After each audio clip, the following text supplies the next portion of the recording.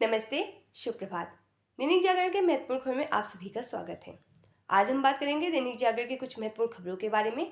साथ ही एक यूपीएससी जो विगत वर्ष में पूछा गया प्रश्न है उस पर भी चर्चा करेंगे। साथ ही आज आपको पता होगा कि 12 जनवरी है। 12 जनवरी को राष्ट्रीय युवा दिवस भी मनाया जाता है, तो उसके बारे में भी हम चर्चा करेंगे। और याद रखिएगा, दैनिक जागरण का राष्ट्रीय संस्करण है, जिसमें आप लोग को वही खबरें मिलेंगी जो आपके परीक्षा के पॉइंट व्यू से इंपॉर्टेंट होगी। आशा करती हूँ कि आप लोग को यह खबर अच्छी लगे। अगर खबर अच्छी लगे तो कृपया चैनल को लाइक शेयर सब्सक्राइब जरूर करें। धन्यवाद। तो चलिए देखते हैं इसकी क्या खास खबरें हैं, उन्हें एक एक करके देख लेते हैं। खबर की तरफ आगे बढ़ने से पहले हम प्रश्न को देखेंगे, उसके बाद हम खबरों को एक एक करके देख लेंगे। तो चलिए देखते हैं इसका प्रश्न क्या है। यह सिविल सेवा परीक्षा विगत वर्ष 2016 का प्रश्न है। प्रश्न निम्नलिखित कथनों पर विचार कीजिए। पहला कथन है भारत अफ्रीका शिखर सम्मेलन। दूसरा जो वर्ष 2015 में हुआ तीसरा सम्मेलन था। तीसरा है इसकी शुरुआत वास्तव में 1951 में जवाहरलाल नेहरू द्वारा की गई थी। इसमें नीचे विकल्प दिए हैं। पहला विकल्प है केवल एक, दूसरा है केवल दो, तीसरा है एक और दो दोनों, चौथा है ना तो एक और ना ही दो। तो आप लोग से अनुरोध है कि आप लोग इसका आंसर कमेंट बॉक्स में जरूर बताएं और इस क्वेश्चन का पूरा हम वीडियो क्लास में जरूर करेंगे। अगर आप लोग को इसकी पूरी जानकारी चाहिए तो आप लोग वीडियो को लास्ट तक जरूर देखें। तो चलिए देखते हैं इसकी क्या खास खबर है, उन्हें के करके देख लेते हैं।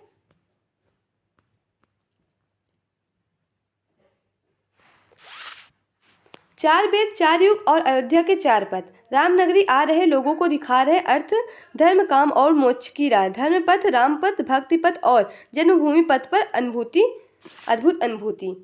आपको बता दें, जो अयोध्या में 4 लेन मार्ग बने हैं ना, 6 लेन मार्ग मतलब 4 लेन मार्ग रोड बनी है, उसी की बात हो रही है। उसमें से जो धर्म पथ, राम पथ और भक्ति पथ और जन्मभूमि पथ है, उनकी बात करें तो लता मंगेशकर चौक से लखनऊ गोरखपुर हाईवे को जोड़ने वाला 2 किलोमीटर लंबा 4 लेन का धर्मपथ है। शहादतगंज से लेकर लता मंगेशकर चौक को जोड़ने वाला 12.94 किलोमीटर लंबा 4 लेन का रामपथ है। रामपथ से लता श्रृंगार हाट से हनुमानगढ़ी तक जाने वाला 4 लेन का 742 किलोमीटर लंबा भक्ति पथ है। और इसी तरह रामपथ ही सुग्रीव किला बिरला धर्मशाला से होते हुए राम जन्मभूमि मंदिर तक जाने वाले लेन को 580 किलोमीटर तक राम जन्मभूमि पथ कहा गया है।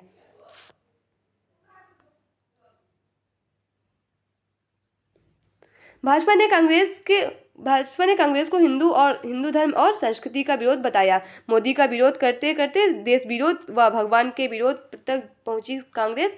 मौजूदा कांग्रेस ने बताया नेहरू कांग्रेस जो महात्मा गांधी कांग्रेस से भिन्न है। आपको बता दें, जो अयोध्या में भगवान श्री राम की जो प्राण प्रतिष्ठा की बात हो रही थी, उसमें कांग्रेस को निमंत्रण भेजा गया था, लेकिन उसने वह न्योता को ठुकरा दिया था। उसी की बात हो रही है। सीमा पर यथाशक्ति बाहर होने तक नहीं घटेगा सैन्य बल। पूर्वी लद्दाख में वास्तविक नियंत्रण रेखा पर हालात स्थिर लेकिन संवेदनशील। जनरल मनोज पांडे ने कहा, सेना हाई ऑपरेशन मोड में ही बनी रहेगी। अप्रैल 2020 की स्थिति लौटने के पहले लक्ष्य के बाद ही सैनिक को हटाने पर होगा विचार। भूटान चीन सीमा वार्ता पर भी सेना की नजर। म्यांमार सीमा पर भी चौकसी बढ़ाई गई। स्वच्छता के 7वें शिखर पर पहुंचा इंदौर और सूरत भी अव्वल। स्वच्छता सर्वेक्षण 2023 में महाराष्ट्र राज्य में शीर्ष व वाराणसी व प्रयागराज ने तटीय शहर में माजरी बाजी। आपको बता दें, अभी स्वच्छता सर्वेक्षण पुरस्कार की घोषणा की गई है। यह 8वें क्रम का है। यह 8वें क्रम का अवार्ड दिया जाएगा। 2016 में इसकी शुरुआत हुई थी। यह पुरस्कार हमारी माननीय राष्ट्रपति द्रौपदी मुर्मू ने यह अवार्ड का प्रदान करेंगी। और यह अवार्ड जो होगा, यह भारत मंडपम जहाँ G20 का शिखर सम्मेलन हुआ था, वहीं से प्रदान किया जाएगा। सर्वश्रेष्ठ राज्य में बात करें तो महाराष्ट्र और मध्य प्रदेश शीर्ष पे है।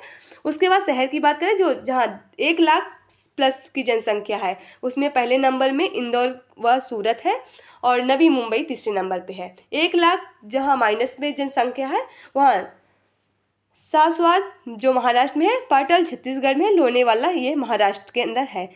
गंगा के किनारे टॉप में वाराणसी व प्रयागराज को भी मिला है। स्वच्छता रैंकिंग में NDMC को 7वां, MCD को मिला 19वां स्थान। पिता के गुणसूत्र तय करते हैं बच्चे का लिंग, ये हाई कोर्ट कह रही है।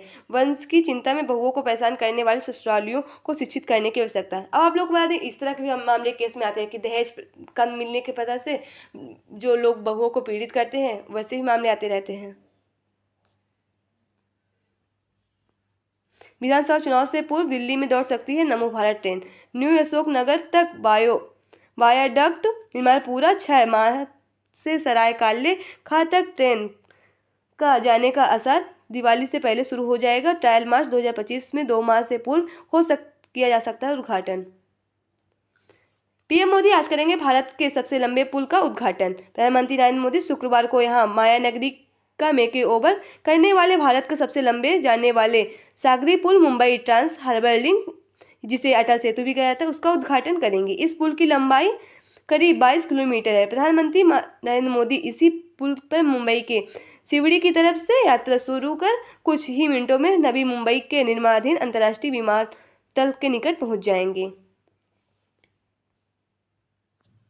राजनाथ की ब्रिटिश पीएम ऋषि सुनक से रक्षा सहयोग बढ़ाने पर गहन वार्ता, गर्मजोशी भरी मुलाकात में सुनक ने मिलकर काम करने पर जताई सहमति। अब यहाँ आप लोगों को राजनीति से जुड़ी खबरें मिलेंगी। अब होने वाले लोकसभा में चुनाव, तो उन्हीं की बात चल रही है, तो इसलिए आप इसे पढ़िए। आपके परीक्षा पॉइंट से इतना इंपॉर्टेंट नहीं होता, जो आपके परीक्षा पॉइंट से इंपॉर्टेंट होता है तो उसे बस आप लोग भारतीय निर्वाचन आयोग के बारे में जानकारी रखते हुए, जो आपके परीक्षा पॉइंट से बहुत ही इंपॉर्टेंट है। भारतीय निर्वाचन आयोग इलेक्शन कमीशन ऑफ इंडिया, जिसे आप लोग आम भाषा में चुनाव आयोग भी कहते हैं। इसकी स्थापना 25 जनवरी 1950 को हुई थी, जिस दिन आप लोग मतदाता दिवस भी मनाते हैं। पहले मुख्य चुनाव आयुक्त सुकुमार सेन थे। यह एक संवैधानिक संस्था, संविधान के अनुच्छेद 324 के तहत इसकी बात की गई है।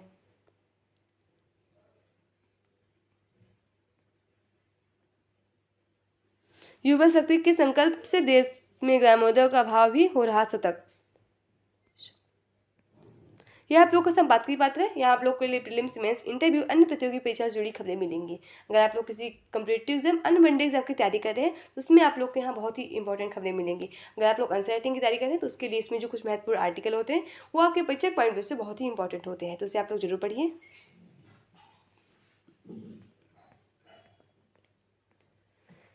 सकारात्मक दिशा में भारत नेपाल संबंध, विदेश मंत्री एस जयशंकर की 2 दिवसीय नेपाल यात्रा सकारात्मक और मजबूत पहल के साथ संपन्न हुई। यह यात्रा स्वयं में एक महत्वपूर्ण उपलब्धि इसलिए है क्योंकि पिछले 8 वर्षों में भारत नेपाल रिश्तों में कई बार उतार चढ़ाव देखने को मिला है, परंतु पड़ोसी प्रथम की नरेंद्र मोदी सरकार की नीति को आगे बढ़ाते हुए भारत ने जिस प्रकार से नेपाल को अनेक क्षेत्रों में सहयोग प्रदान किए, उससे दोनों देश के बीच संबंध सकारात्मक दिशा में आगे बढ़ रहे हैं।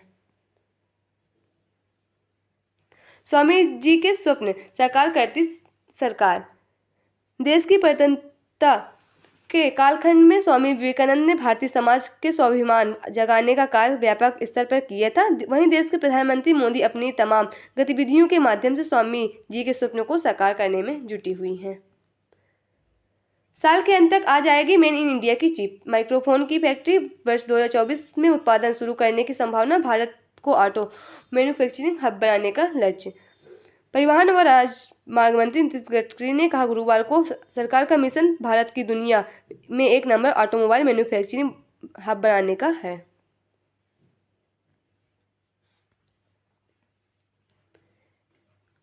NIA के लिए 3 मामलों में 32 स्थानों पर की छापेमारी, पंजाब, हरियाणा, राजस्थान, उत्तर प्रदेश व चंडीगढ़ में कार्रवाई। BKI बिश्नोई गैंग व आतंकी गैंगस्टर सिंडिकेट में हुए है जो मामले, उन्हीं पे ये हमारे छापे।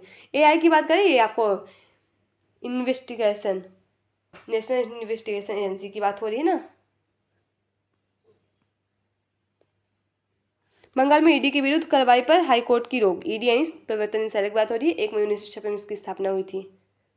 ये वित्त मंत्रालय के अधीन कार्य करता है, इसे आप लोग जरूर जानकारी रखिएगा इसके बारे में। यहाँ आप लोग को अंतर्राष्ट्रीय जुड़ी खबरें मिलेंगी।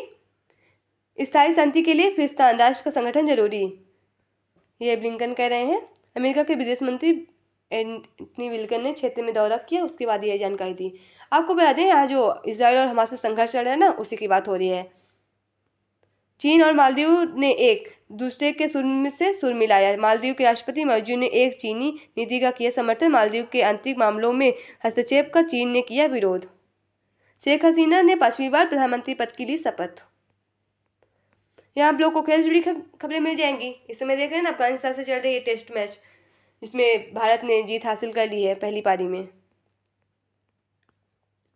यहाँ आपके परीक्षा पॉइंट व्यू से और जनरल नॉलेज से जुड़ी पॉइंट व्यू से बहुत ही इंपॉर्टेंट खबरें मिलेंगी, जिसे आप लोग जरूर पढ़िए। डॉक्टरों ने खोजा पेट में पानी भरने का कारण। लखनऊ के संजय गांधी पीजीआई में हुआ शोध। आंत की सूजन कम कर दिलाएंगे लीवर खराबी से पीड़ित मरीजों को राहत। यहाँ आप लोगों को मूवी से जुड़ी खबरें मिलेंगी। अगर इंटरेस्ट हो तो पढ़िए, इतना हो तो कोई बात ही नहीं। तो आज की खबरें समाप्त होती है। आशा करती हूँ कि आप लोग को यह खबर अच्छी लगे। अगर खबर अच्छी लगे तो कृपया चैनल को लाइक शेयर सब्सक्राइब जरूर करें। तो चलिए देखते हैं आज का जो प्रश्न उसका विश्लेषण कर लेते हैं। उसके बाद हम राष्ट्रीय युवा दिवस के बारे में भी चर्चा करेंगे।